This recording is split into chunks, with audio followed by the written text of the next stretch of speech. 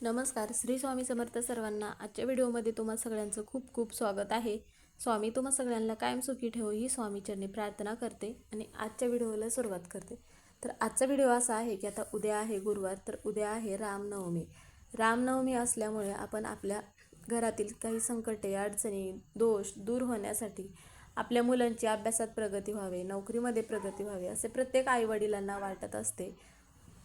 पण आपण विशेष दिवस असतात किंवा काही विशेष तिथी असतात, त्या दिवशी जर आपण काही सेवा उपाय केला तर त्याचं फळ आपल्याला नक्की मिळत असतं. म्हणून मग आपल्याला रामनवमीच्या दिवशी प्रत्येक आईने मुलांसाठी एक उपाय करायचा आहे.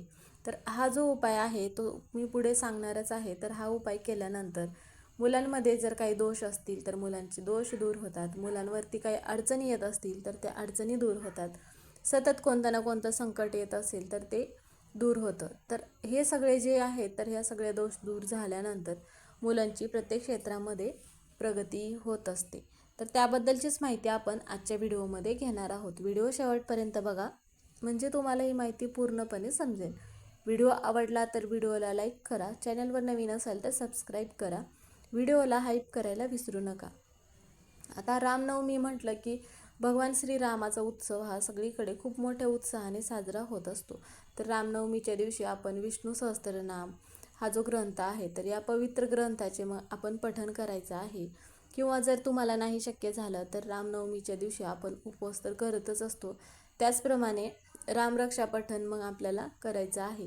किंवा मग तुम्ही रामचालिसा, रामरक्षा स्तोत्र जे तुम्हाला शक्य होत असेल ते तुम्ही आवर्जून पठण करायचं आहे.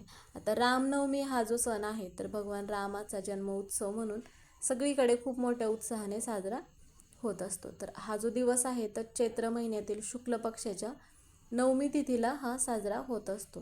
म्हणून भगवान रामाचा जन्म याच दिवशी अयोध्येमध्ये झाला होता. भगवान राम जे आहेत तर हे विष्णूचे अवतार होते, जे की या दिवशी स्वर्गातून नवजात बाळाच्या रूपामध्ये अयोध्येमध्ये अवतरले होते. म्हणून मग लोक या दिवशी आशीर्वाद घेण्यासाठी जिथे कुठे भगवान रामाचं मंदिर असेल तर त्या मंदिरामध्ये जात असतात. त्याचप्रमाणे मग आता अयोध्या हे जे ठिकाण आहे तर या ठिकाणी भगवान राम जे आहेत तर भगवान रामाच्या ज्या छोट्या मूर्ती असतील तर त्या मूर्ती पाळण्यामध्ये ठेवून सगळीकडे मिरवणुका ह्या काढल्या जात असतात. म्हणून आजच्या दिवशी भाविक मध्यरात्रीपर्यंत संपूर्ण दिवस उपवास करतात. उपवास हा सहसा मिठाई आणि फळे खाऊनच सोडला जात असतो. कारण की याचा जो उत्सव आहे तर अयोध्या म्हणा किंवा भद्राचलम, रामेश्वरम, सीतामढी या ठिकाणी खूप मोठ्या उत्साहाने हा उत्सव साजरा होत असतो. म्हणून मग आपल्याला काय करायचं आहे की उत्सव सगळीकडे तर साजरा होतच असतो, त्याचप्रमाणे आईने आपल्या मुलांसाठी पण काही उपाय, काही सेवा करणे तेवढेच महत्त्वाचे आहे. मुलांची प्रगती व्हावी असे प्रत्येक आईवडिलांना वाटत असते. म्हणून मग रामनवमीच्या दिवशी सकाळी लवकर उठायचं आहे. स्नान केल्यानंतर केशरयुक्त दुधाने आपल्याला काय करायचं आहे, भगवान रामाची मूर्ती असेल तर मग आपल्याला श्रीरामांना अभिषेक घालायचा आहे दुधाने, म्हणजेच की केशरयुक्त दूध असेल तर त्या दुधाने अभिषेक घालायचा आहे. जर तुमच्याकडे मूर्ती नसेल तर तुम्ही बाळकृष्णाची मूर्ती घेऊन पण अभिषेक घालू शकता. किंवा मग श्री स्वामी समर्थ यांची मूर्ती असेल तर ती मूर्ती घेऊन पण तुम्ही अभिषेक घालायचा आहे. कारण की असा अभिषेक घातल्यामुळे काय होतं की धनाच्या ज्या समस्या आहेत घरामध्ये तर त्या समस्या दूर होत असतात.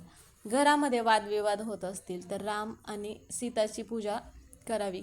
यामुळे काय होतं की घरातील वादविवाद हे दूर होत असतात असे म्हटले जाते. म्हणून मग वर्षातून हा जो दिवस आहे तर हा दिवस एकच वेळा येत असतो. म्हणून आपण कोणताही उपाय हा एकदा करतच असतो.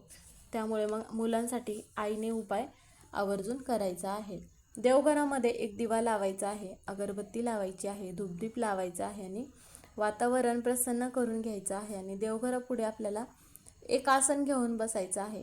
आसन घेऊन बसल्यानंतर आपल्याला काय करायचं आहे, कारण की आसन न घेता बसल्यास काय होतं की आपण कोणतीही सेवा जर केली तर ती सेवा जी आहे तर ती धरणी मातेला समर्पित होत असते.